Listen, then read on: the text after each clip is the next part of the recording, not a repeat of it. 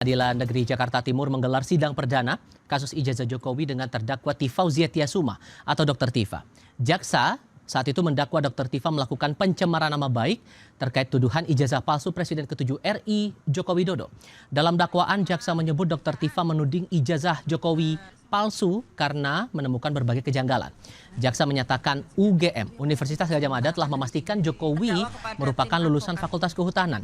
Namun Dr. Tifa tetap menuduh ijazah Jokowi palsu via media sosial. Jaksa menyatakan perbuatan terdakwa Dr. Tifa mengandung tuduhan yang tidak benar. Dan operating system tanggal 10 Maret 2002, saksi Aiman bahwa perbuatan terdakwa merupakan pernyataan yang mengandung muatan tuduhan yang tidak benar. Mengingat Universitas Gadjah Mada telah menegaskan secara resmi bahwa saksi Insinyur H. Joko Widodo adalah lulusan Fakultas Kehutanan Universitas Gadjah Mada sesuai dengan fakta akademik. Namun terdakwa tetap menuduhkan bahwa ijazah S1 saksi Insinyur H. Joko Widodo adalah palsu melalui unggahan di media sosial dan talk show. Bahwa atas tuduhan terdakwa terhadap saksi Insinyur H. Joko Widodo, terdakwa tidak dapat membuktikan tuduhannya dan tuduhan tersebut bertentangan dengan apa yang diketahui terdakwa, sehingga perbuatan terdakwa merupakan serangan terhadap kehormatan saksi Insinyur H. Joko Widodo. Terdakwa kasus pencemaran nama baik Presiden ke-7 RI Joko Widodo, Tifauziah Tiasuma atau Dr. Tifa menyatakan akan tetap melakukan perlawanan terkait kasus yang menjeratnya. Saat sidang, hakim sempat menanyakan kepada Dr. Tifa apakah akan melakukan upaya perdamaian dengan korban. Namun Dr. Tifa menyatakan tidak akan mengajukan restoratif justice dan akan tetap melakukan perlawanan atas dakwaan jaksa. Dari yang dibacakan tadi dakwaan, ada beberapa pasal dakwaan yang memenuhi ketentuan pasal 204 ayat 5, ancaman di bawah 5 tahun, ya. Saudara bisa melakukan atau mengupayakan perdamaian dengan korban. Apakah saudara akan mengakui dakwaan sesuai dengan ketentuan pasal 205 ayat 1 atau ya 206 ayat 1 saudara akan mengajukan perlawanan, gitu ya? Izin Yang Mulia, pertama saya tidak akan melakukan restoratif justice. Ya. Kedua, saya akan melakukan perlawanan. Siap. Ketiga, saya tidak akan menerima plea bargain. Ya. Gitu ya? Siap. Jadi akan mengajukan perlawanan, begitu ya? Dalam sidang tadi, saat dakwaan akan dibacakan jaksa, sempat terjadi perdebatan antara tim kuasa hukum Dr. Tifa dengan jaksa penuntut umum.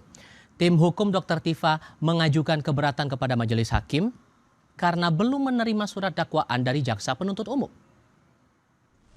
Sebelum dibacakan surat dakwaan, ada keberatan yang sangat mendasar yang ingin kami sampaikan terhadap pembacaan ini. Yang pertama adalah kami sampai detik ini belum memperoleh salinan surat dakwaan beserta berkasnya. Padahal itu belum sama sekali. Surat dakwaan aja kami belum terima. Secara resmi ya. Penuntut umum sudah ada surat dakwaan? Mohon izin majelis, mohon izin sebagaimana pasal 75 ayat 6 Undang-Undang Nomor 20 Tahun 2025 tentang KUHP, untuk penuntut umum kami telah melaksanakan kewajiban kami untuk memberikan salinan surat pelimpahan perkara beserta surat dakwaan. Majelis mohon izin. Dan kemudian terkait dengan salinan berita acara pemeriksaan sebagaimana pasal 153 KUHP baru sudah kami serahkan kepada advokat terdakwa. Majelis mohon izin. Sudah diserahkan? Sudah diserahkan terkait dengan salinan berita acara pemeriksaan majelis. Sudah ya? Itu sudah Pak diserahkan? Yang Mulia, kemarin kami kirimkan salah satu anggota kami, tapi tidak diberikan keseluruhan, hanya sebagian. Jadi kami tidak dapat terima karena menunggu koordinasi.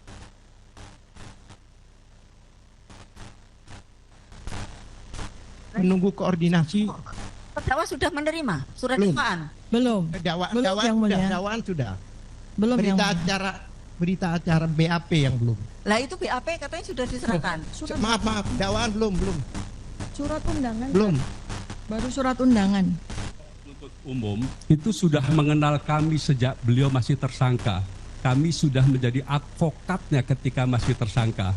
Oleh karena itu tidak ada alasan bahwa mereka tidak mengenal kami. Dalam dakwaan, jaksa juga mengungkap akibat perbuatan Dr. Tifa yang menuduh ijazah palsu, Presiden ke-7 RI Joko Widodo mengalami kerugian. Bahkan Jokowi merasa dihina sehina-hinanya.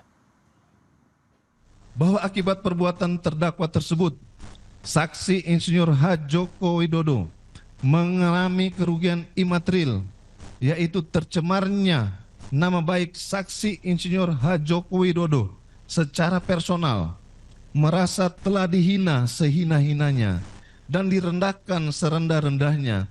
Bahkan terdapat pihak-pihak yang ikut menuduh saksi Insinyur H. Joko Widodo telah menggunakan ijazah palsu dalam pemenuhan persyaratan pencalonan sebagai pejabat publik sebelumnya, yakni Wali Kota Solo, Gubernur DKI Jakarta, dan Presiden ke-7 Republik Indonesia.